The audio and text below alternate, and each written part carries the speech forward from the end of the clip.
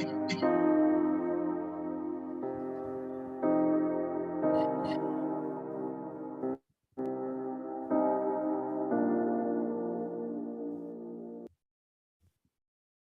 evening, ladies and gentlemen.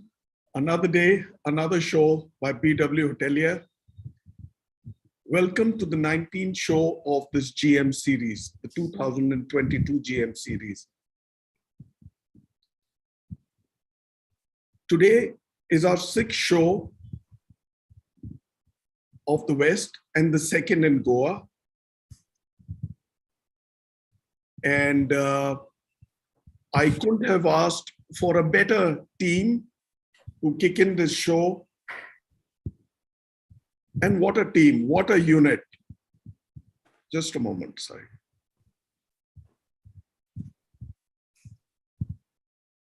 A lively bunch of hardened professionals, professionals who run deep vessels in Goa, who've delivered results day on day, and who've come back so strongly after the last 2 years of lockdowns and COVID, etc., etc. I think these 2 years have made everybody more resilient with a lot of grit to go on and succeed. This, incidentally, is the penultimate show of the series, which we shall be ending on the 29th of March, which is the coming Tuesday. After 20 shows, after 4.5 months, makes me slightly emotional that I shall not be preparing for a Thursday and now Tuesday as well. Getting ready to be live at 5 p.m. But life has to go on. There'll be another series starting, right? And this is the 6th show of the West, like I just said, and the 2nd one dedicated to Goa. Goa is special. Before we draw curtains the next week, please remember to block your date for the final show. We will be back in 2023. The 2022 GM series has just been a beginning. I can only gauge the success of the series from the calls and messages that we've been getting. Do not stop it and keep going on. Somewhere one has to stop and plan for the times ahead. We are going to come back. A very interesting follow-up plan has been lined up to this series, which I shall let you know in the due course of time. Look out for us and follow bwhotelier.com online and on our social media. The show today is Hospitality in India's tourism hotspot, Goa. A tourism hotspot, Goa is. By now, you know how to reach out to all of us at BW Hotelier. Knock on our social media, call us. You all know everybody knows my number by now, right? But the email is bwhotelier@businessworld.in. So let me now begin the show after that brief introduction to the show, with an introduction now to the rather fine gentlemen who adorn the panel today. Let me begin with somebody who I think is the youngest on the show.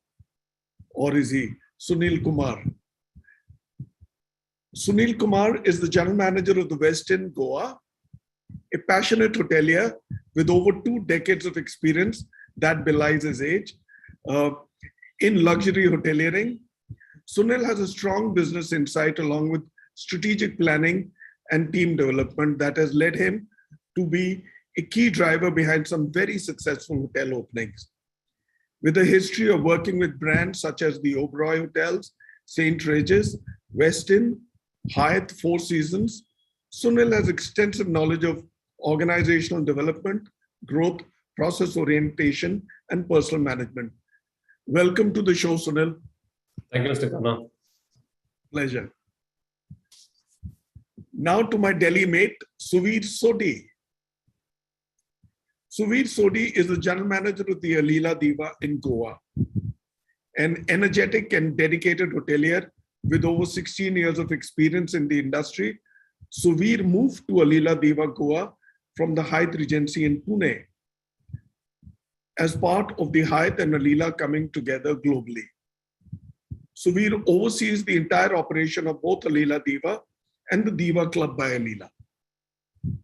He's also worked with Shangri-La Hotels and Resorts, Oman Resorts, and has set up multiple F&B concepts in Delhi, including an entrepreneurial stint where he set up his own restaurant.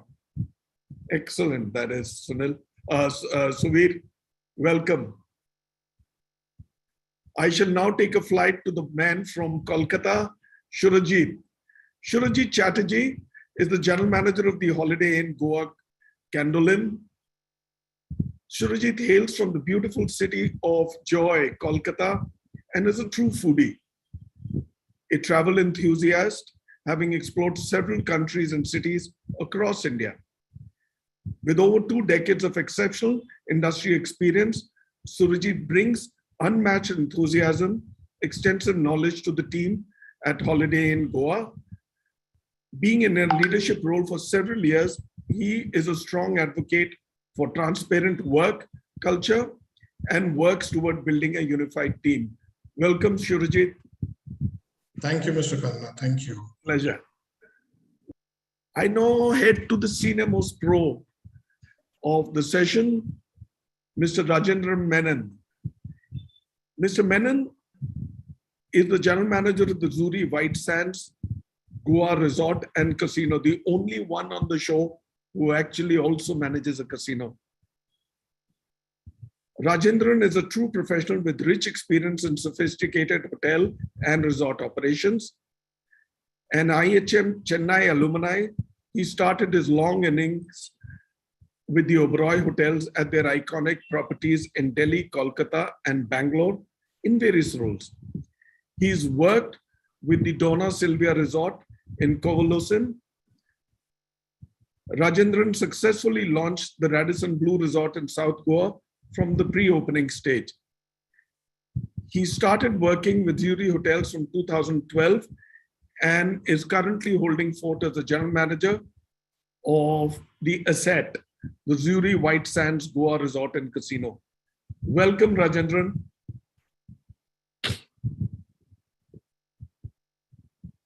Over to Arjun. Arjun Kagalu. Arjun is the general manager of the Hyatt-centric Candolim Goa. He is the driving force of the Hyatt-centric Candolim Goa, possesses a rich experience of over 14 years in the hospitality industry, has worked in India, Europe, and the United States of America. Always abiding by his sacrosanct principle, he strongly believes in focusing on genuine relationships, both in business or other aspects of life, over transactional dealings for a long-term success mantra. Welcome to the show, Arjun. Thank you so much, Mr. Khanna. Last but not the least, Ricardo de Lima. Ricardo is the general manager of the Fortune Miramar in Goa, a man of varied experiences and a seasonal hotelier with 21 years of rich experience in the hospitality industry, with leading hotel brands such as Hilton, GRT, Shangri-La The Park, and Le Royal Meridian. Ricardo has been part of the Fortune Park Hotel Limited for the last 7 years, 6 of which as the general manager of the asset that he heads, the Fortune Miramar. He also has worked with Fortune Park Hotel properties in Chennai, Thane, and Dharamshala. Welcome, Ricardo. Good afternoon. Thank you for that introduction. Pleasure. We shall now take a very short commercial break to introduce a film by our supporting partner, Siba, Thin Kitchen.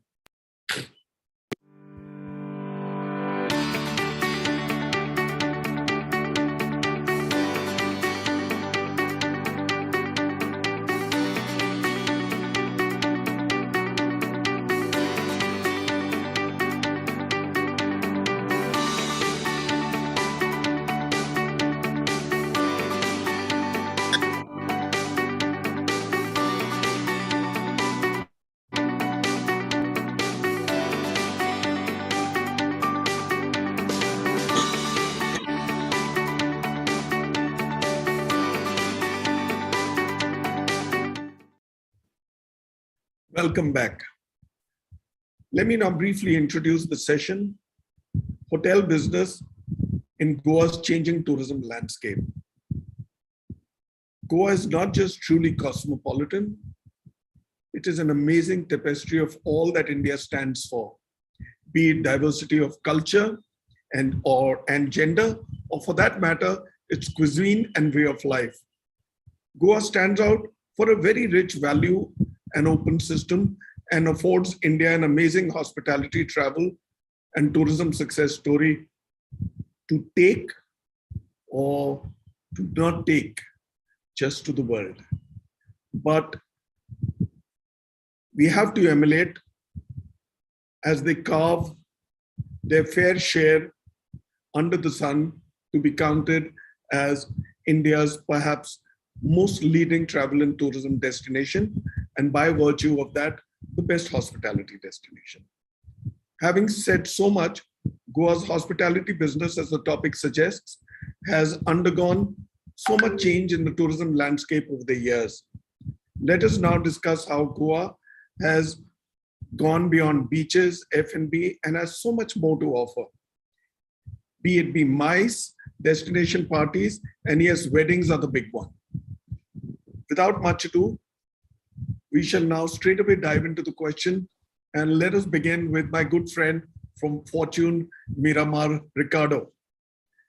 Ricardo, if you were to introduce Goa for the uninitiated as a general manager, as if you were making a pitch, what it be for the locale and for your hotel? Yeah. Good afternoon, ladies and gentlemen. Bhuvi, I think Goa needs no introduction, but a broader view of what the state today has to offer. I think it's moved away from sun, sand, and party to people traveling to Goa for its unique culture and heritage, for its hinterland tourism and its village life and the offbeat places that Goa has to offer. Today, people travel to Goa, I think, to do things that they can't do back home.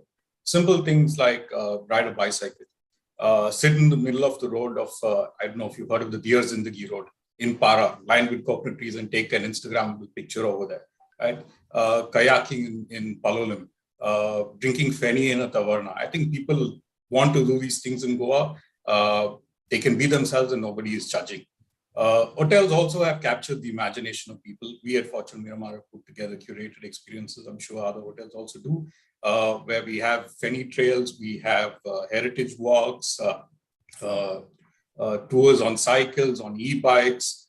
We have fado concerts that we do, and very right from the beginning, when we came up with our property, we understood that Goa is a leisure market, and something that we did, which is our USP till today, is that our breakfast goes on till 12 noon. I mean, it's Goa at the end of the day. You cannot force people to say 9 o'clock, 10 o'clock rush and breakfast is over, right? It has to be laid back, it has to be leisurely, and that's our USP, and people enjoy that at Fortune Miramar. Back in 2016, when Goa hosted the BRICS, I think it put Goa on the map. And from then on, there was no looking back. Goa is the go-to destination for MICE, for weddings, for events, and it's only getting better with the infrastructure that's coming up, the new airport, the connectivity between North and South Goa, the 2 new bridges. It's only getting better. And I would say that Goa was, is, and will be the most sought after destination in India. You know, pretty good with the Westerners, or may I say the foreigners. Indians, I think, have taken to Goa like fish to water. Very true. I hardly know of anybody who doesn't take one trip a year at least to Goa, if not more trips. And they go in families, they go in gangs, and they don't go for 2 or 3 days. They go for maybe 4 or 5 or perhaps a week. Very true. Very true. Yeah. So Goa's got a magnet, it's got a pull. Yes. Attracting people, and I think great weather too, apart from the offerings that it has to offer. And I think Goa is beautiful during its monsoons also. And that's why it's a 360-year destination now. And the sunset. Yeah. All right, Suvir, Delhi boy in Goa. You know, sustainability and responsible hoteliering is very dear to me. And I hardly have any session where I do not probe general managers on these two aspects. Tell me, sustainability and responsible hospitality are no more just buzzwords. Guests today across age groups and strata are aware, conscious, careful, and very touchy with these values. And the younger generations are absolutely clued in and can embarrass and give any non-compliant hotel a matching review which will hurt. What are your views and what's your take? Well, good evening, Mr. Khanna. Thank you for having me on the show. Pleasure. I mean, it's good to be part of the show that's close to the end of your shows you've run. I've seen some of the shows myself, and congratulations to you and the team for what you did. Thank you. It's always been enlightening, and it's always good to see fellow colleagues talk about different cities and the business. So I think this question is also, I thank you for the question, and I'm glad you asked me about sustainability, because sustainability is very close to our heart at Hyatt Hotels, right? And Alila as a brand specifically has had this as one of its prime pillars ever since its inception, right? So Alila Hotels have always thought that sustainability is not something we do to sort of bring more guests in, but it's something that we do because that's the only way we know how to operate, right? And I think that's something that I love about the brand. Its sustainability is, I will come to your question of whether it's just a buzzword or not. But I'll first also dig in deeper of why a lot of people don't really understand how deep the term sustainability goes, right? There's a lot to offer, and a lot comes under the whole umbrella of sustainability. You're talking about energy conservation, and hotels, if they don't follow sustainability passionately, can have a huge negative impact on the environment, right? And I loved what Ricardo said about Goa. There's so much more to Goa than just its beaches, just the partying. And it's our responsibility as hoteliers to make sure that we keep it that way, right? We give back to the society. So sustainability is here to stay for sure. Sustainability is growing every day. The kind of importance, I'll give you an example. Very recently, just about last month, we installed a water bottling plant at the hotel here in Alila Riva, Goa. We were one of the first hotels in Goa to do that. It's a fully automated bottling plant. And just by that one small step that we made, we've actually eradicated 350,000 plastic bottles annually. Just one step that we did about a month and a half ago will have that impact on the environment, right? Small things that us as hoteliers can do. Alila has never, for example, even when it opened over a decade ago, has never used single-use plastic bottles for bathroom amenities. It's just never been something that Alila has used internationally. So I think these smaller factors, whether it's energy conservation, food is a big component. At Hyatt, one of our food philosophy is that thoughtfully sourced and carefully served. And that goes so deep into what we all do across Hyatt Hotels, where we say that, we've got these set parameters and all these initiatives. I'm sure all brands sitting here, most take sustainability as seriously as we do at Hyatt. We keep hearing about great initiatives coming from across the globe. And it's not only from what guests appreciate, but it's also some governments now give you financial aid if you're more sustainable. In the EU, for example, you get tax benefits if you're a more sustainable organization. So it's certainly here to stay.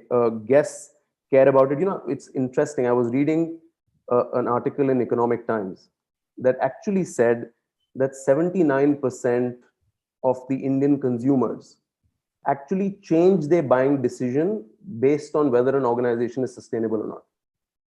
I am one of them. Right?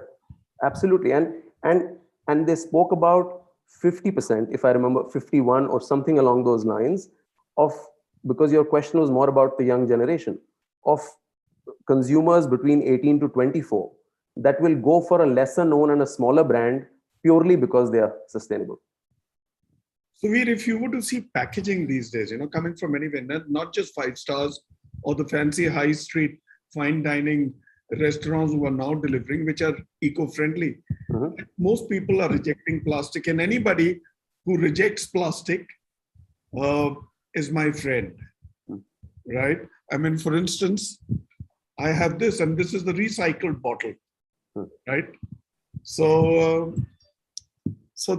we could do it. I mean, I remember when we were growing up, we used to return our empty Coke bottles to get a refill. Right. So I think we've rejected good practices to come to this. So just very well that Hyatt is doing so much. I mean, brands across the industry are doing a lot. But good to hear the Alila and Hyatt commitment and story. I shall move to Sunil. Sunil, let us talk about development. You know, development is extremely key to our industry and responsible development, right? Does Goa have the best assets across hospitality classification, right from luxury right down to budget and economy? And what and where are the scope of bringing in more assets? Goa, I mean, you know, in terms of brands, definitely you have from a luxury to the budget to everybody to offer to. But my only apprehensive is there is no infrastructure here. You know, for a guest, definitely the offerings are many, but for an operator, you know, it's not an easy city or easy village to handle. I don't think so. There's any infrastructure here. At least where I operate, we have zero infrastructure. You know, we even struggle to simple things like, you know, STP water is not, you know, it's a struggle to even get the STP water out of the hotel because we don't have a drainage system, which helps to, I mean, of course, we don't generally pump out any water from the hotel. If Goa as a city where we don't have chillers, we have VRV. You know, when we have VRV, the consumption of water is very little. And what do we do with the excess water? You know, even if we are ready, the tankers are not ready to come and take the water from the hotel. So things like this, which we take for granted in other cities, where you know, becomes a luxury here for an operator. So yes, if infrastructure is good enough, I think Goa as a city would be ready to offer all the services from a luxury to select services to premium services. So it's surprising to note while the entire country is moving into the new age so-called infrastructure, right? Goa is still lagging. It is. As an outsider, you would not see, but once I'm sure all the general managers here would agree. It is very challenging to operate here, especially when it comes to things Do you like all have water. the same challenges? Mr. Menon, you're muted. Yes, Mr. Khanna, we all have some common challenges. Like what Sunil mentioned, STP water is one of them. Throwing the sewage out is also one of them. And it also, we take a hit of the cost as well in our daily or monthly P&L. So it's actually a challenge. So Khanna, actually, I beg to differ. And I've been here for nearly 3 decades. I have seen Goa growing. I've seen what Goa was in the 90s and what Goa is today. I mean, we've come a very long way. And it's one of a small, beautiful state out here. No doubt, it's one of the #1 destination among the domestic market. So over the years, for me, if you ask me, basic electricity is a major issue because we end up spending a lot of money on diesel and generator. But no doubt, the interiors and the resort, since most of the resorts are based on the coastal belt, the roads are narrow. But no doubt, there is a whole lot of change which has happened over the years and is still looking up with new airport coming up, the capacity expansion. Basically, from where we were to where we are, we've come a long way. Definitely, but there's a lot more to cover. Right. That's All true. right. So that makes development a challenge. But then when the tourists are coming, when there is demand, I think you have to learn to manage these situations like everybody else is managing. Is that a right case? So right, that I think that's the right way to that's the right approach as well. I think the best way to sustain here, the best way to make an operations easy is to understand the challenges of Goa and work with it. Then to go back and think about what is not there and crib about it. True. I think after coming from big cities like Mumbai, I think me and my team have become better planners here. we plan a week ahead, where in other cities you have to plan one day ahead. So I think it's been a great learning, and I think me and my team, and of course they're doing a fantastic job. So after 19 episodes, this is huge learning for me. Yeah, I think Goa is, as in, of course there are challenges, but more than challenges, there's the good part of Goa as well. I think we're just trying to nourish that and take this forward and run an operation. I just hope the decision makers are going to hear this. So let me now move to my good friend Surajit Chatterjee.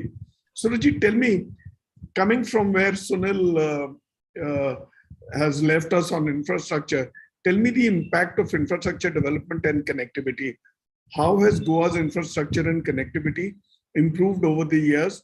How do you compare it with other states, especially in the context of rail, road, and air connectivity, regional air connectivity, UDAN?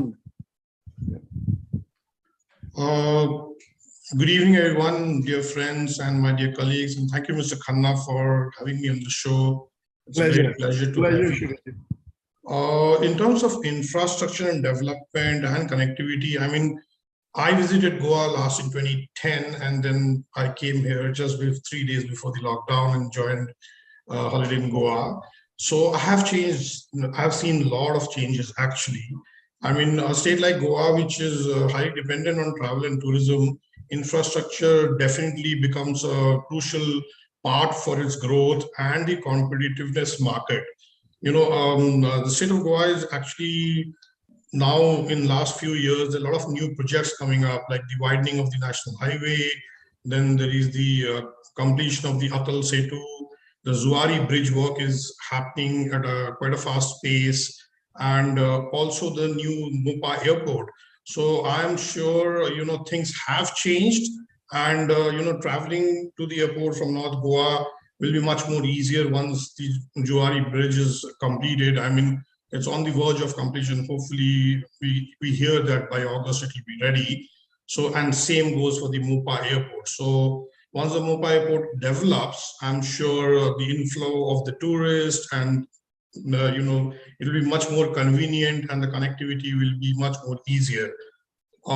In terms of what infrastructure needs to be improved, if I may say, there's a huge scope to improve the public transport, especially in the night time, because a lot of operations of casinos and the nightclubs, and for a general public, who's not only staying in a 5-star hotel, but people are staying in other areas and they would love to enjoy and experience Goa.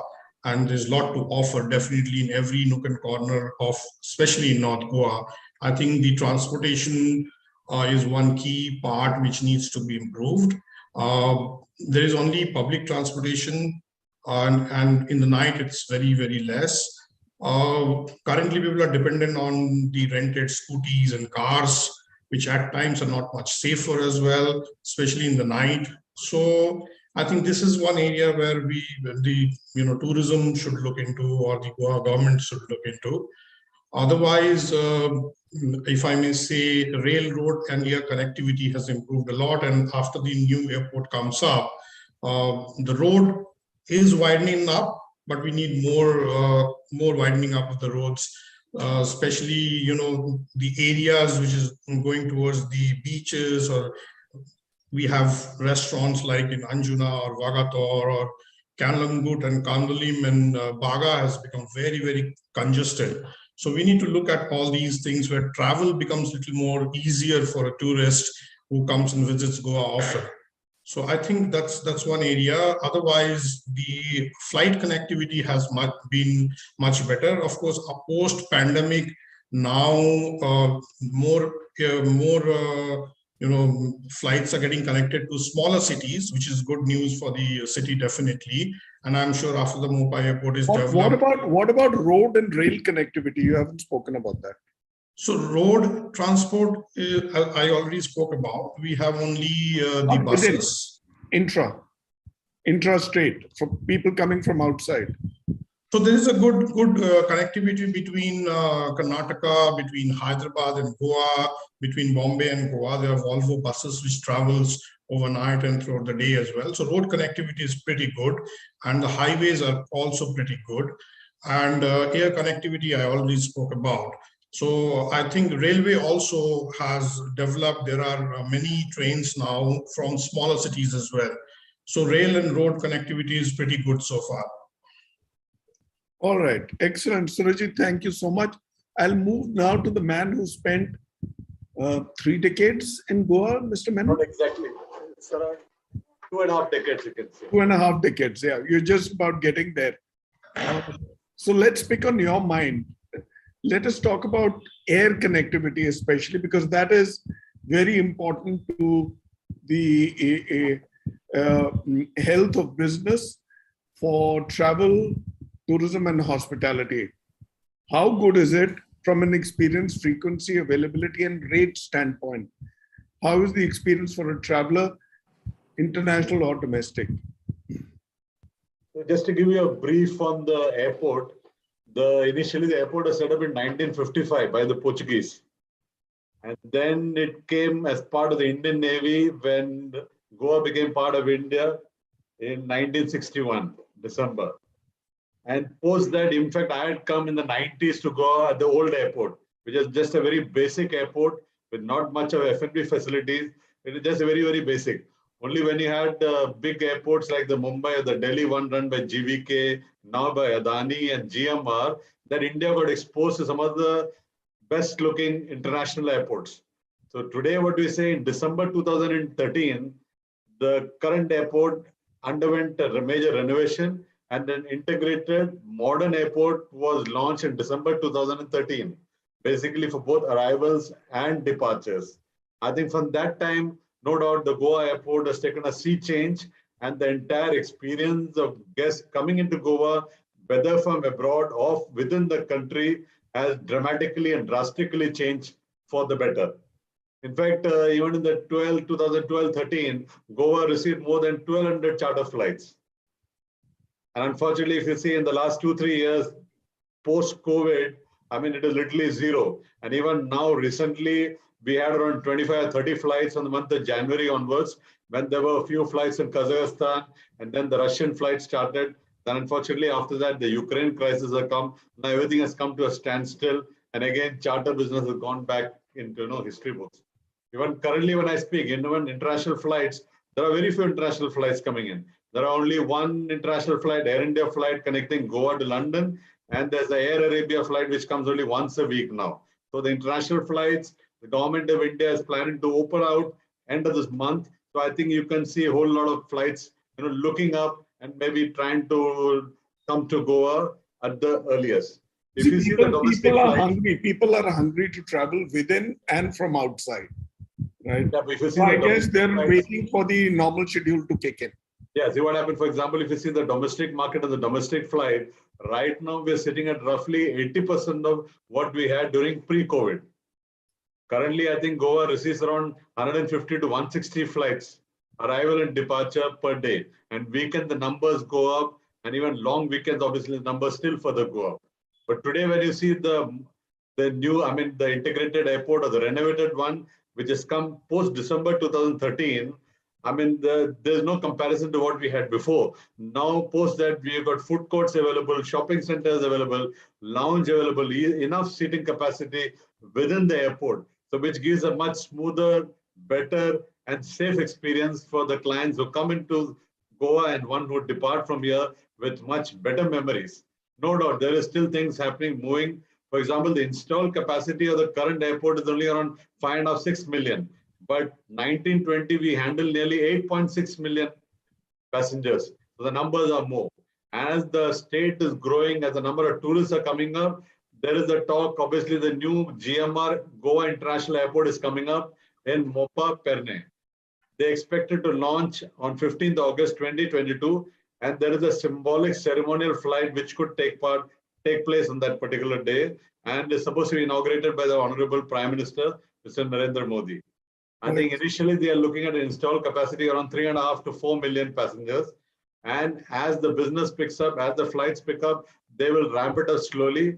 And by 2040, they are looking at handling around 35 to 40 million passengers coming only at. Tell me, will both the airports operate concurrently or one? Currently, as per the government of India and government of Goa, and as per the Airport Authority India, they intend keeping both the airports open.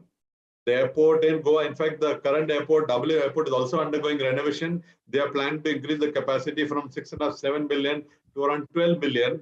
And equally, they'll expect the Mopa Airport also to come up. So I think in the days and months and years to come, you can expect a major tourism boom in Goa. Only thing, like you said, the infrastructure has to be ready. The hotels have to be ready. I mean, everybody has to be ready for this expected boom in the years to come, maybe in a couple of years' time. So this is great news, finally, after the reading of the low script. So there are some high points which one can look forward to. Thank you, Mr. Menon. Arjun. Yes. Arjun, you've been the last over, so don't hold it against me. All right. So we come to the half point of the session. So tell me, digital is now a way of life, and it augurs so well that all parts of the hospitality business are so tuned in and adapted. Adapted, of course. Even old fogs like me are.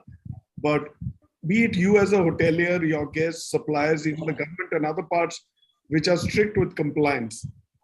Tell me, everything is now real time, and efficiency or the lack of it shows in the face. My question to you is, how has digitalization and technology helped you manage and run your business? Number one, if you can remember, help to have your team up to the task on an ongoing basis. And of course, the ones for whom you are there, your guests, how has it helped them? Hi, good evening, everyone. Thank you, Mr. Khanna, for this opportunity. It is lovely to hear my fellow colleagues talk. Like Subir said, I also did follow your show, last couple of live events as well. It's very, very interesting. And I love the question that came my way, because let me start using the own sentence, which you said, digital is a way of life. Imagine, we are all connected right now digitally. I'm in Mumbai, my colleagues in Goa, you in Delhi, Mumbai, all of us are connected. I think the simplest answer is, imagine a life without a phone for one day. I think 80% of our jobs general managers do will not be done. I think it's completely dead. And thanks to COVID, this is accelerated. We are currently in the 4th stage of industrial revolution. We are talking about buzzwords like 5th generation of technology. 5G is a new buzzword right now. Every mobile company starts talking about 5G. Talk from home. Like I used to tell my daughter, you have a limited screen time only over the weekends. This is pre-COVID. Bang on. Now post-COVID, everything is only online. She spends more time on her iPad. She spends more time on the computers for everything she has to do. So for Hyatt, technology is a way to show that it can scale its purpose of care. Right? Nothing changed. At the end of the day, with all these things, we have a human being, human interaction at the end of it. Right? We cannot completely take away the human interaction, but digital, of course, helped us majorly. What does it mean? Digital hospitality for us means creating a digital experience for our guests that mirrors the high standard of hospitality that we provide to all our guests around the globe, without having a person right involved there. We have 3 basic, like you asked the question, how as a general manager use digital life to help my guests, to help my colleagues. Previously, to have to change a simple menu, my restaurants, we have to go do the proofreading, send it to the printers. The print have to come in, you laminate them, put it. It's the old school hotellerie. Today, if my chef decides tomorrow I have a new menu, upload it, QR code online, bang on, it's ready tomorrow. Such a user-friendly app. And also, I feel guests these days, if they feel something is not easily available, where they cannot ask for it, they rather don't do it. And our World of Hyatt app, right from the pre-arrival until the departure, they have an option of selecting using the mobile as a key. They can order their extra pillows, order dental kits, shaving kits, whatever they want. They can talk to my concierge. They can see their invoice. Even after the checkout, they can go back and see how many points they have accumulated. So what we are trying to do at Hyatt is increase the engagement and improve the guest experience right from their booking till the time they check out and even post departure as well. Also, we want to use that information, gain better insight to the guest needs, preferences. We have a fantastic system called guest experience management. Mr. Khanna stays with us once. I know what he likes. I know which side he wants to turn down to be done. What does he like in the morning for the breakfast? So it doesn't matter who's there. Next day I see you. The person comes and tells you, here's your avocado on toast. You're surprised. It's the extensive database we maintain. And thanks to digital, all I need to do is your name needs to pop in. I get all your preferences. Whether you like coffee light, you like your masala chai with sugar, without sugar. I think that's helping. So is our guests also enjoying that experience with us, because they know not just in one hotel, they can stay with Suvir in South, they can come and stay in Central at Grand Hyatt, they come and stay all the way up North in Hyatt Regency, Dehradun. They know they get the same experience because they know their preference are recorded, and we do work on it accordingly. I thought you were making an effort to make us happy. Yeah. It's all pre-cooked and pre-digested. Yeah. No. You know, digital is such an enabler. Correct. It spares you time to do the other things which were taking away time. Absolutely. You know, and that is where that time comes in handy to deliver, to take the guest experience to another level. Am I right? Absolutely. Absolutely. That is what it is. You know, so rather than, I remember we used to make our spreadsheets in hand. Yes. Draw lines. We used to use that Casio calculator, FX100, and we used to get the formulas.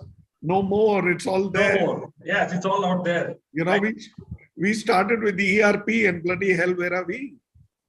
And look at what it is. While the guests are staying with us, they tell everybody through Instagram, Facebook Live. Like our conversation right now is live. All my colleagues are watching. I'm sure many people across the country are watching. Same thing is with the guests. They check into the hotel, they like something, they're immediately posting a story. They're posting a reel. They say that I'm having a fresh avocados in Goa. I'm having avocado on toast. I'm having a fresh catch of the day.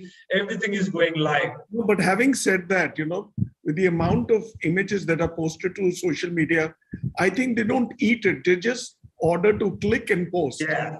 You eat through the eyes first. Your camera lens eats it first before you are. You know, so they come straight away like this. Yeah. Yeah, but good. You know, Arjun, that's quite a good readout of what you said. And digital, thanks to digital, where life is easier and good for the guests. True. All right, I'll just take a short break. I want to introduce the next session. I don't have a slide today, but this session we are taking down south. We're exiting out of the west after the 6 shows here. This will be the 5th show down south. And this will be on the 29th of March, right? Which is a Tuesday at 5 p.m. again. And the topic is rather interesting. Evolving role of hotel general managers, right? I mean, rather than be somebody who's like an orchestra, right? Or a check pilot or a skipper on the ship, who's just ticking. A general manager is more of an entrepreneur now, right? So he behaves like he's not expected to, but they all are trained to handle their businesses as an owner. So what do smart general managers do from, of course, the previous general were classic general managers. Now, where are we headed now with the aid of technology? So be there if you gentlemen are there and everybody who's watching. This will be the last show of the series till we come back again in 2023. In between, I'm going to do something interesting, which we'll let you know on Tuesday. So I'll come back now to you, Ricardo. Are you ready? So let me post one question for you. Tell me, by road travelers, by road, you know, gentlemen who like driving, you know, who like to hold the wheel and do long distance or wherever they are. So these travelers are now more than a trickle in the backdrop of the last 2 years. The last 2 years have changed so much for us. For instance, we would have waited for a physical event to come face to face, right? So we are now all virtual. The virtual way of life is absolutely acceptable, right? So in the backdrop of the last 2 years lockdown, what is the Goa story to it? How many and how has the pie grown? How far do they come from? I can keep asking you questions. How long is their stay? And are these mostly young couples with families? Or do they prefer budget hotels, or will they also opt for premium hotels, right? The driving types. And any other peculiarities? Whenever you forget, ask me, I'll tell you. Certainly. I think the drive to Goa has always been beautiful. And depends on where you're coming from. You're either traveling through the Ghats or driving along the coast. And that makes for a very, very, very touristy drive. More so when you come during the monsoons, you think you're in a hill station when you drive to Goa, right? Because of the clouds, the mist, you driving up the Ghats. Goa itself has a lot of hilly locations. So it is picturesque, it is beautiful. Certainly now the numbers have increased. In our case, the numbers have doubled. And it's not just cars, it's bikes. Today, the number of EVs that come in have grown. We're looking at an option of putting an EV charger at the hotel. I know others are also, some of my colleagues and friends have it already, a few hotels in Goa who have it. So that's an option that we're looking at. Maharashtra has the most number of EVs in the country. So with the number of people who drive down from Maharashtra, I think that's a good option. Right? And driving down gives you your personal bubble. And I think that adds a lot of comfort in these trying times, uncertain times. And I think that's why things have changed. Numbers have gone up. Like in my case, I said it's doubled. And people want to drive down. And also when they drive down on their own, they get to visit offbeat areas. So that's something that's happening. Interland tourism is catching up in Goa, and they're able to go to the forts, which previously were unheard of. Goa, being a small city state, has 11 rivers. It's got 11 waterfalls. It's got a huge number of forts. People are going and exploring these things. And I think by driving down on their own, they're able to do all these things. Where do they come from? We've got people coming from Punjab, West Bengal, Gujarat, all the way from Tamil Nadu and Kerala. Yeah. From Punjab by road to Goa?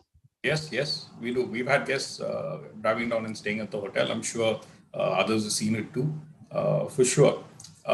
Length of stay, in our case, it's been 2 nights, 3 days. But what we've seen with people, the more number of people driving down now, they spend some time either in the city and then on the coast, or between the north and south coast. I think so. That's why the number of the length of stay is reduced. But otherwise, it would in the past it would have been longer. What was the other questions? So tell me, are they mostly young couples with families, or do they come in groups of friends even for the road trip? I don't think. And yes, of course, do they prefer budget hotels? My worry is all these people who are driving down will stay at many locations. So I don't think it's just restricted to young couples. We have friends who drive down and come. We've got 2 MICE events happening next month where people who are 50 and above are coming down for these 2 MICE events, and they've already checked with us what kind of parking that we have. Do we have a place for their drivers to stay and things like that? So it's not just restricted to young couples. And what has happened is, due to the pandemic, I think people have wanting to explore more, and that's why everybody's, they know life is uncertain now, times are uncertain, and hence everybody's going out trying new things. So it's not restricted to just young couples. We have families with their elders driving down. So that's what it is. I think they stay across segments, right from budget all the way up to the luxury hotels. Villas are a big demand right now. Yes, hotels are preferred because of the parking space, because of what hotels can offer. Some of the hotels have infrastructure for the drivers also to stay. And some hotels have monetized and offer sterilization of the car, cleaning of the cars, and things like that. So that's why hotels are preferred. But yes, it's across segments that So this is good. I mean, so this is pretty encouraging this opens up a completely new segment. And Right. what is very interesting is the EV infrastructure, which is coming up in hotels, right? But that tells me that people, I mean, all these people who are driving by EVs, they may be coming from Pune, Bombay or somewhere. Very true. Very true. Yeah, and their apps also let them know which hotel has a charging station, right? Oh, so they select that too. So that pops up, and that's probably a reason why they select your hotel. The Arjun right? And Digital, the apps tell you everything. Can't take it out of the picture. Yeah. And I think now with the Panvel to Edupalli expressway running through Goa, I think more people are only going to be driving down to Goa. Oh, excellent. So this sounds so much more positive. I'm pretty happy. Tell me, Suvir, MICE is a big revenue driver, and this segment has been missed big time over the last 2 years and between the 3 lockdowns. When does it finally begin in your estimate? It has started already, but not like the gush we used to have till 2019. What can you do to help it restart? And of course, if further delayed, how will you fill the loss of this all-important segment? I mean, you have your budget, so you factored it in. Right.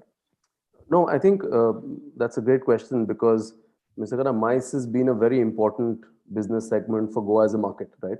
A lot of hotels have sort of made their strategies and planned event spaces based on the MICE segment, right? I mean, we were one such hotel. We built a beautiful new event space, which was meant to launch in March of 2020. The space is called Udeta. It's an 18,000 square foot indoor-outdoor space, largest indoor space in South Goa.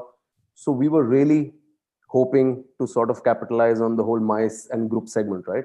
Also weddings, not only MICE. So it was a big blow for us. Yes, it's been a rough last 2 years. I think from a business perspective, it's been peaks and valleys. You know, it's like I was telling one of my colleagues who runs a hotel in Pune, and he said, Goa has always been busy. What are you complaining about? And I said, no, actually, it's very interesting because Goa has had extreme peaks. And then we are one of the first states to go absolutely zero, right? So we don't have that base of a few rooms occupied. When we tank, right? And I think MICE has certainly been missed. To come to your first part of the question, when do I think it will open up? It has started opening up. March has fortunately, and touch wood, I hope it stays that way, has been a very positive month across the market from a MICE segment, right? When I speak to a lot of other GMs and a lot of my colleagues, I think, so it could be 2 factors. And I'm hoping it's not the latter. First is that the market's opening up for MICE. Second is that it's a financial year end and corporates are sitting with a lot of budgets and they want to exhaust them in March, right? I hope it's not the latter and the market is really opening up. My estimate as to when it will perhaps come back to some sense of normalcy, I would say Q3, if there is no surprise that comes our way and no new wave that suddenly hits us. What is your Q3? The English calendar or the financial? The calendar year, not the financial year, right? So my estimate would be Q3. If all stays as it is today, it would keep ramping up slowly through Q2, and up till Q3 at some point we should be able to potentially reach perhaps pre-COVID levels, right? Maybe some of the hotels that have even larger event spaces than our hotel might not agree because it might take slightly longer for those volume events to come back, right? So maybe your very large exhibitions might take slightly longer. They may come back in Q3. But yeah, I mean, if I had to put a time frame to it, I would think Q3 would be a good time frame. The good news is, if you are eager for business, so are the corporates, the event organizers, and the exhibition wallas. They're all eager to kickstart. Absolutely. So when both are willing, it is that Hindi saying, "Miyan biwi razi to kya karega kazi." Right. And you know, coming to your second part of the question, if I remember the question right, you said, what could we do to encourage MICE to come back, right? Yeah. I mean, I think the first and foremost is that a big reason why MICE also hasn't come back is because it's dependent on inbound travel also opening up, right?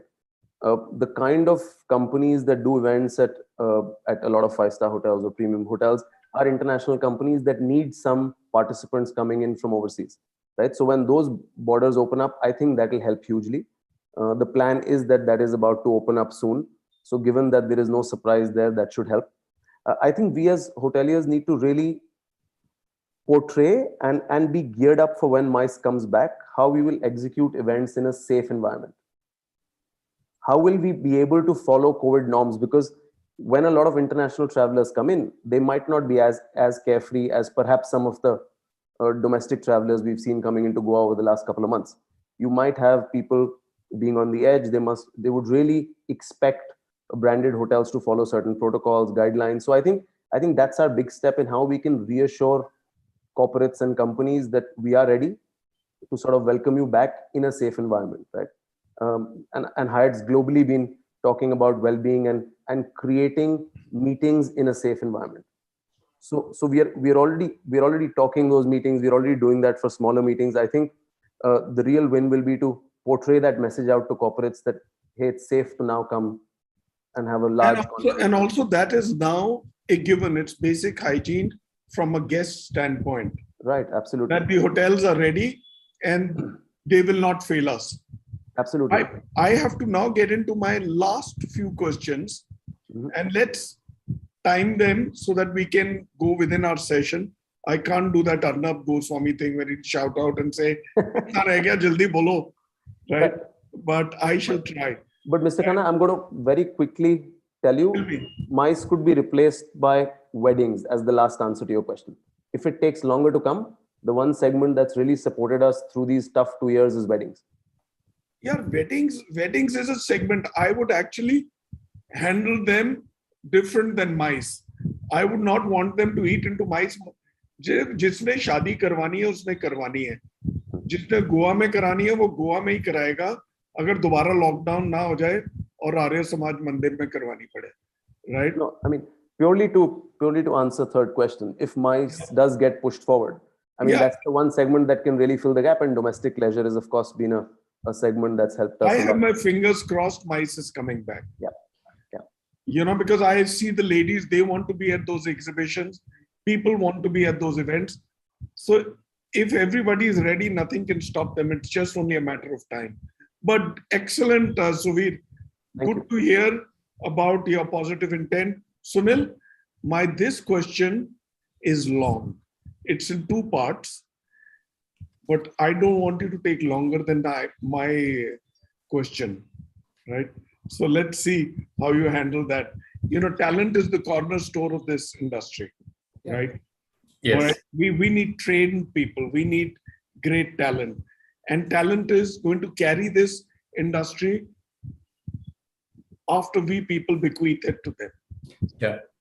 I mean, running a hotel is no cakewalk down the garden path, right? It is akin to skipping a large ocean-going vessel, like I always say, with its full retinue of crew across all the functions to have a fun and successful voyage for the guests, team, and company. That is where talent comes into play, both local and the ones who are going to come from outside into Goa, or perhaps you have to bring them. What are the challenges and successes for a general manager from a talent point of view, one? And how is the local talent in the backdrop of the fact that many of them are going out, right? Whole lot of Goanis are actually working in the Middle East. They are in Portugal, they are in UK, they're in Singapore, or they're in other parts of the country. What's the trick? Okay, I thought I have 2 questions, but this is, yes. So talking about manpower, talking about the talent, I have actually listed down as 2. One is challenges and one is successes through the talent. I've been here for the last 1.5 years in Goa. I can only talk about what I have experienced.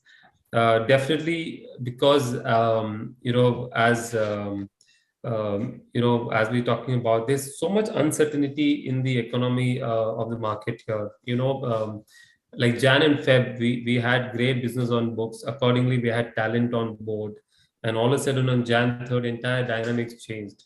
And, we can't just let any of the talent go. We could not. And later we realized that this may happen again. Maybe a wave 4 can hit again.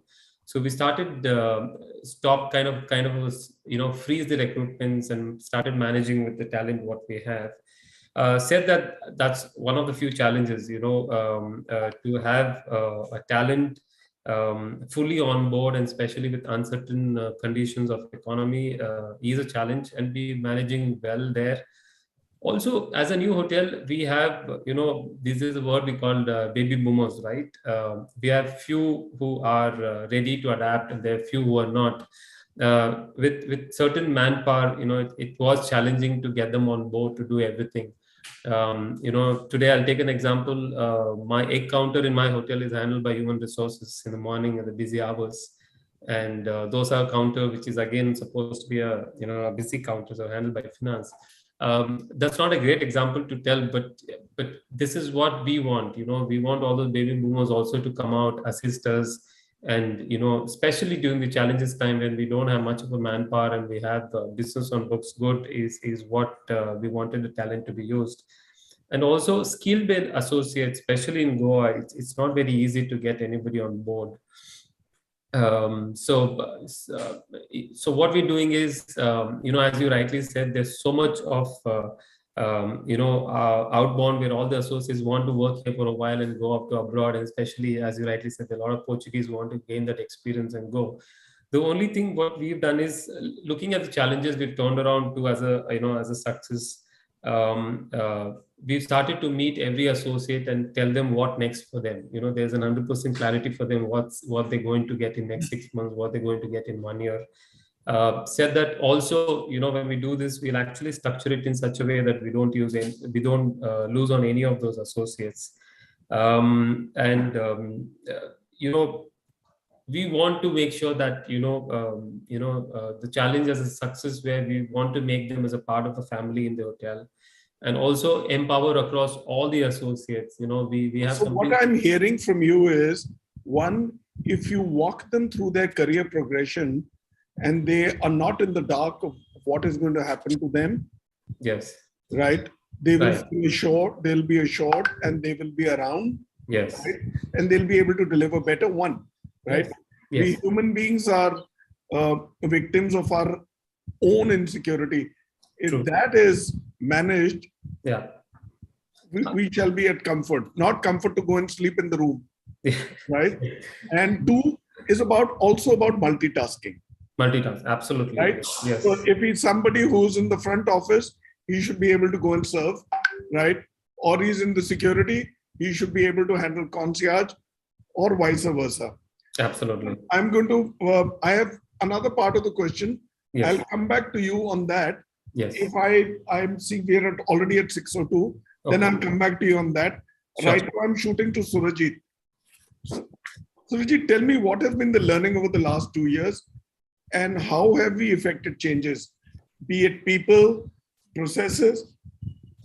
Of course, we've been this off-beaten thing of the digital way of life across 360 degrees of a hotel's business at the back end and front-facing towards the guest.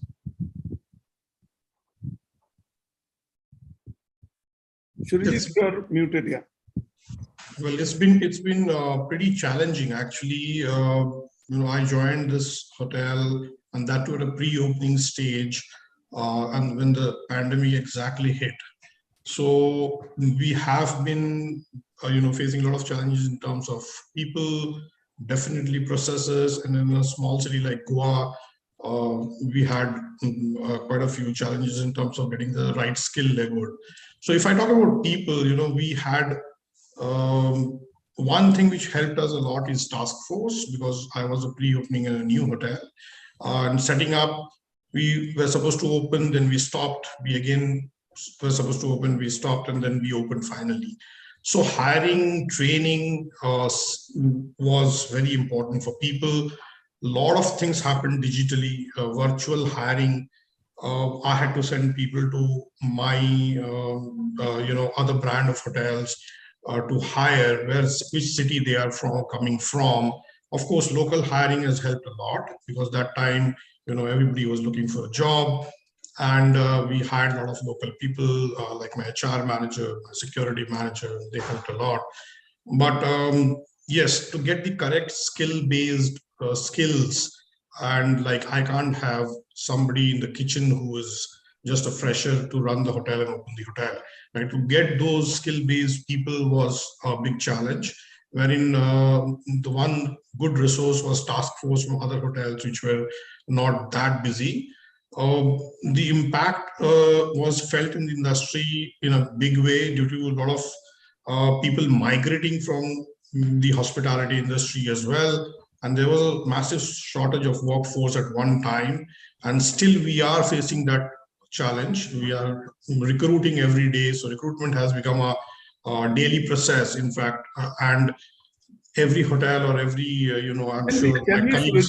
Tell me, Surajit, if you're not able to ramp up your quota of employees, can you say manage with your existing staff strength?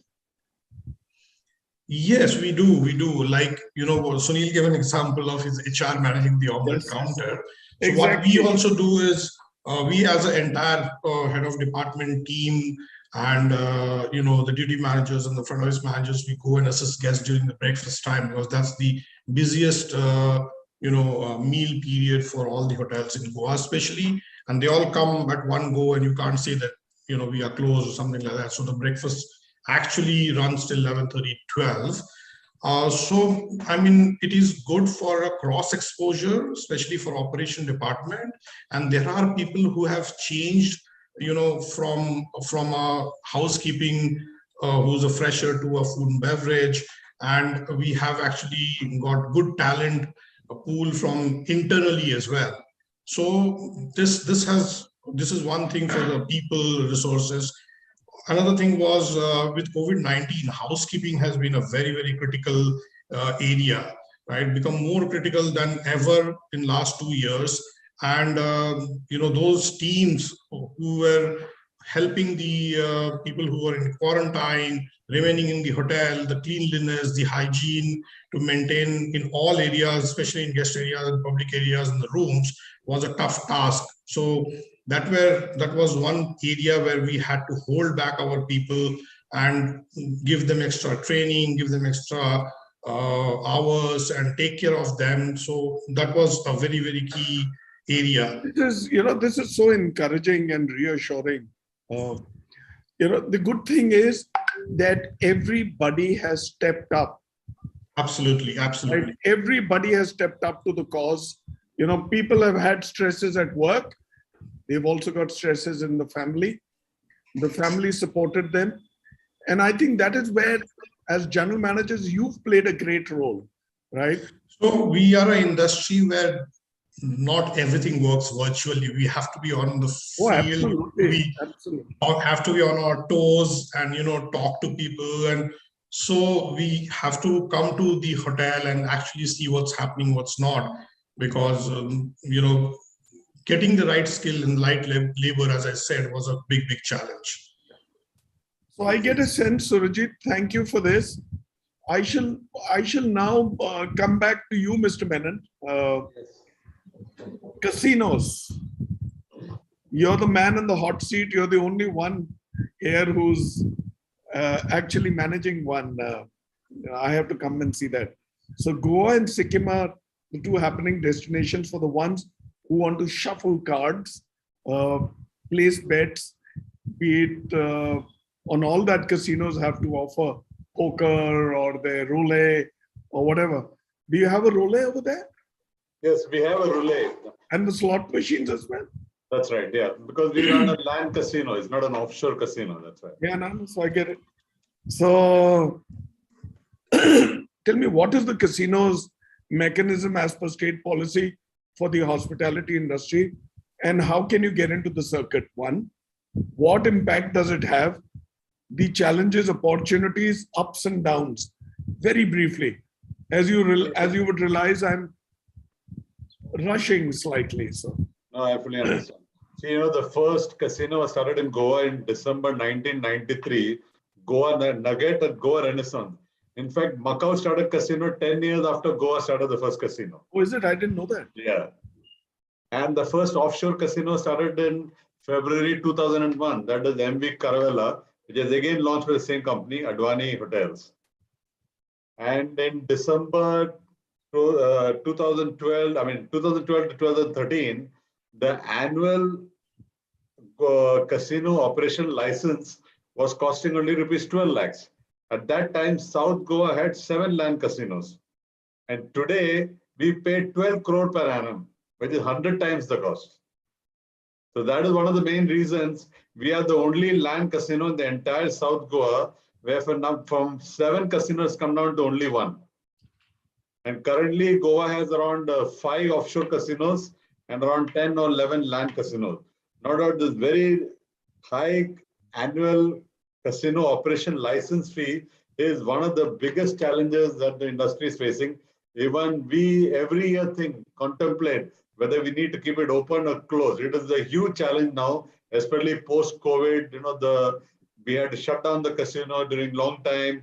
Again, business has to pick up. You need disposable income with people to come and spend the money.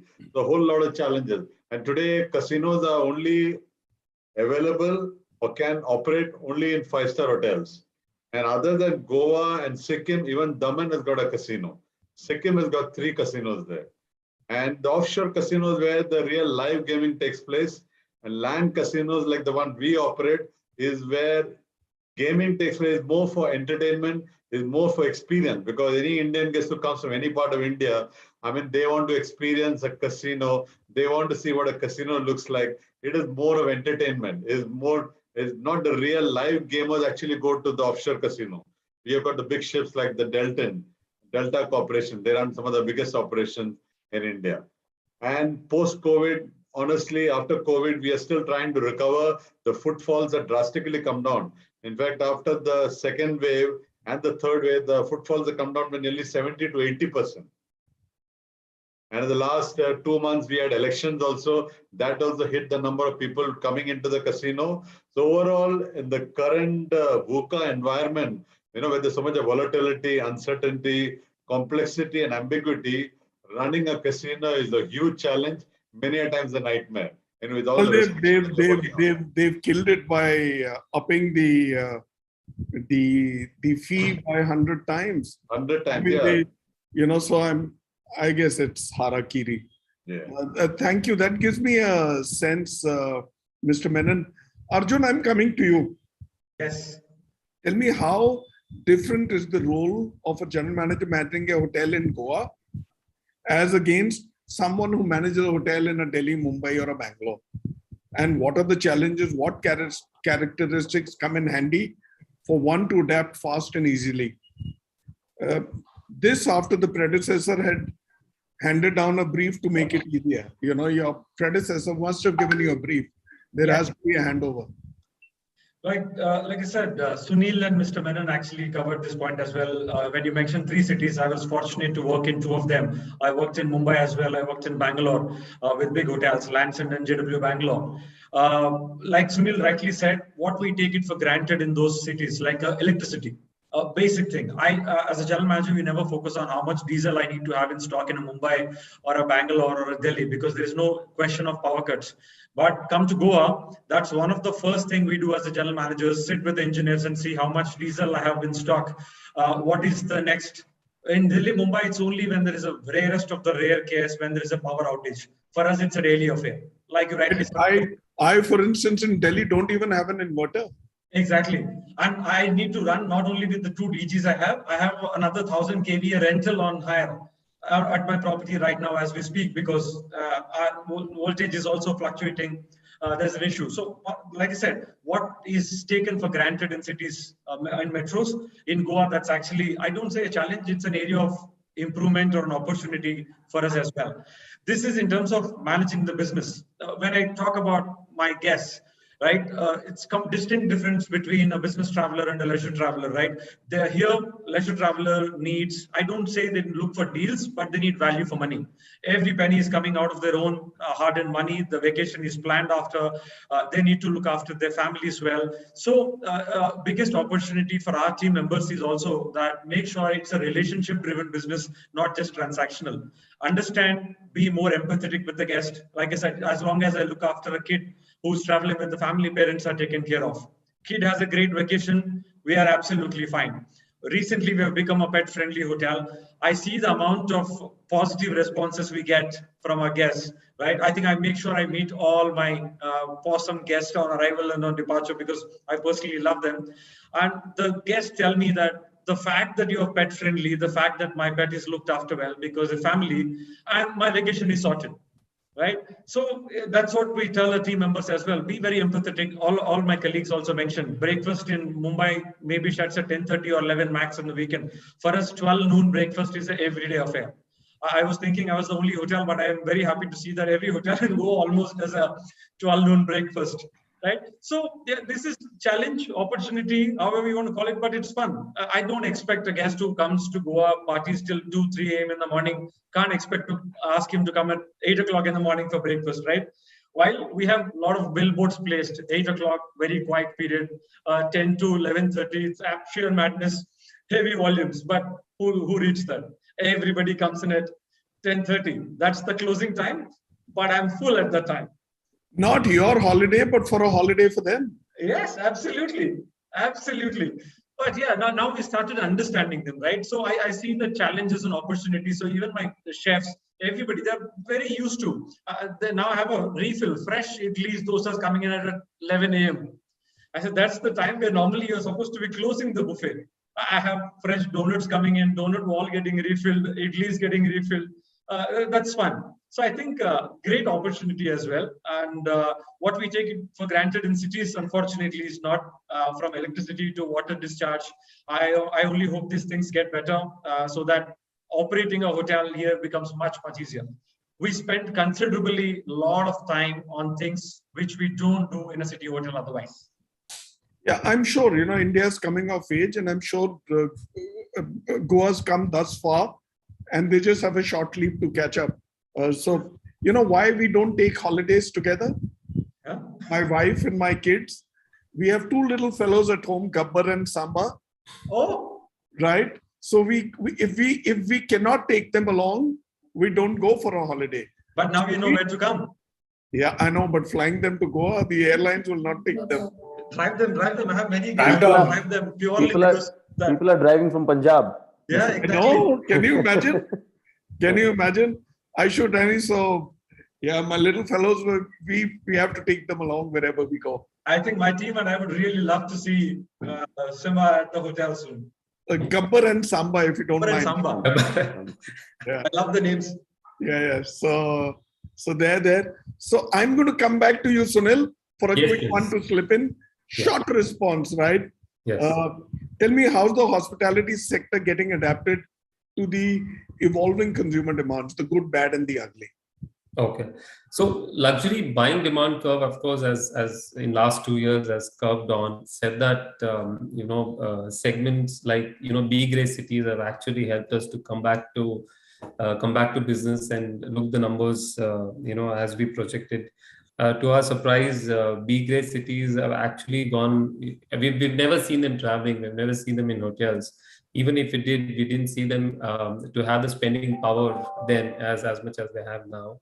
Honestly, in terms of, they go to the hotels where the ADR is less, so that the recreation facilities, the food and beverage facilities, they want to use it and spend as much as they can. I must tell you.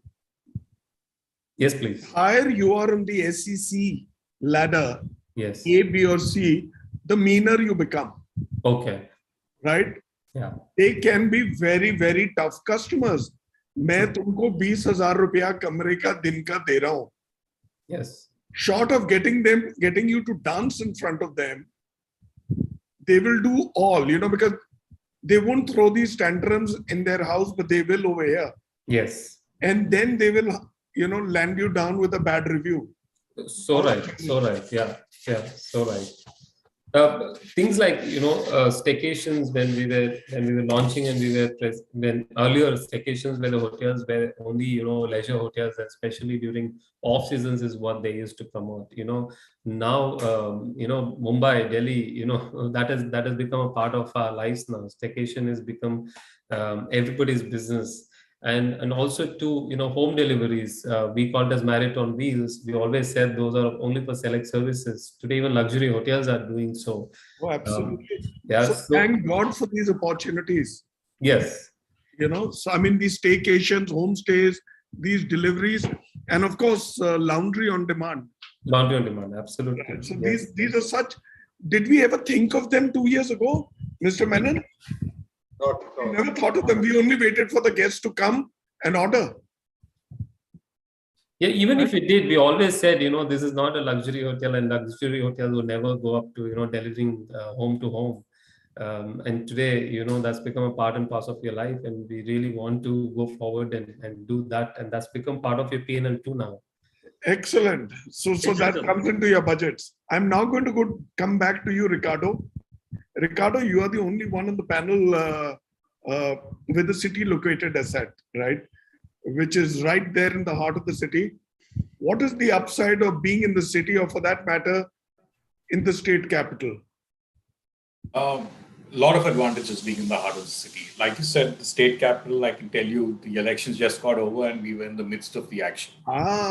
We had press conferences, we had meetings, we had interviews happening, a lot happening. So we were in the midst of it. But do they pay? Do they pay? Yes. Everything is paid for. And they pay good bucks? They do. Do you love Surprising. it? They do. All right. Suveer's mind says it all. They do. At least in Goa, they do. So that's the good thing about it, right? And you also get to benefit from all segments. Certainly corporate, leisure, MICE, long staying, weddings, everything happens in Goa. And we just, in December, just before Christmas, we had a huge doctors conference for 1,500 people in the city with their families, and the entire city hosted the doctors. So a lot happens in Panjim. In a 5-kilometer radius from the heart of the city, you have the shopping district, you have the central business district, you have culture. Panjim is also the cultural capital of Goa. Yes, it is. So you have so much happening from a cultural aspect. You have the beautiful Mandavi River, the promenades with rain trees. You go across the river, you have the secretariat. So there's a lot happening there in Panjim because of the location, because of where it is and how important it is. Today, with all the infrastructure development that's happening, so there's a lot more long stayers, and that's a segment that you get in Panjim. The 3 industrial estates that you have in Goa, they prefer their guests to stay in Panjim because there's so much more to do at the end of the day, rather than staying closer to the estate where those people then don't have anything to do. So being in Panjim, you bang in the midst of it. We've been the base hotel for Press Information Bureau for the last 5 years since we've opened during IFI. We've also been the base hotel for Serendipity and Ironman, and we're looking forward to all that happening again this year. Oh, this is excellent. So good news and business assured. Very true. All right. Excellent, Ricardo. Mr. Menon, last but not the least, what, according to you, is the short-term impact of the Ukraine crisis and the resurgence of COVID in certain parts of the world? What's their impact on the Goa hospitality business? I think the immediate challenge is obviously going to be, the energy prices shooting up. You must have seen energy price even today morning when I was watching BBC touch $122, $123 a barrel, which is roughly around 50% more than what is a month back. So that is going to be a killer. For example, today, when I signed a check for a diesel tank, full diesel tank, I was paying nearly 35% more than what I paid last time. So obviously it will have a cascading effect on airfares going up. Those days of cheap airfares are over, 2,500, 3,000 rupees. You won't get anything below 4,500, 5,000. And closer to date, obviously the fares will shoot up. Other than that, the food prices are going up. Chicken prices, the feed has gone up by 30%. I think the chicken prices are going up by at least 35 to 40% in the immediate run. And cooking oil, sunflower oil, for example, 70% is imported from Ukraine. And the base is palm oil for most of the oils, which is again coming from Malaysia. The demand is so high, the price has gone up by 45%. So basically these two items, only chicken and cooking oil, they contribute to around 15 to 17% of your food cost. So that is going to see a major spike of at least 30 to 35%. Ridiculous. The positive part I feel is summer holidays coming in. I think the large number of HNIs and upper class Indians who are planning a holiday in Europe, actually put that in the deep freezer. They will again looking at traveling within the country. And again, COVID also resurgence in Europe is going to be a dampener for the outbound holidays, people planning to go to Europe. So I think Goa will definitely have better days to come in the short run. But the new trend is going to, people cannot afford to book last minute. You'll have people booking at least a couple of weeks from before. And again, people driving down by road is going to come back like what happened after the first wave. I think these are all the short-term changes that you can look at. And no doubt, it'll hit the economy sooner than later. Disposable income, again, it is going to be a wait and watch situation. And like the situation is still a lot of uncertainty around and not much clarity, we'll have to wait and watch and see how things evolve. Earlier the war gets over, the better for everybody, but it doesn't look like now. I think we'll have to wait and watch and play safe. I don't think they want it to be over. Yeah. I think nobody's trying to shut it off. Yeah. Nobody's pulling back. They're all pulling back on punches. So it's sad. War never helps no one. But I guess that's another topic. We leave it for the serious discussions. Here for the hospitality industry, the sense that I get about Goa is extremely positive. I'm so delighted that I have been able to do 2 shows, and getting opinions of 12 general managers is quite a bit of an opinion. All in all, Goa looks good. Goa is the engine of the hospitality industry in India. There was a time when Kerala was.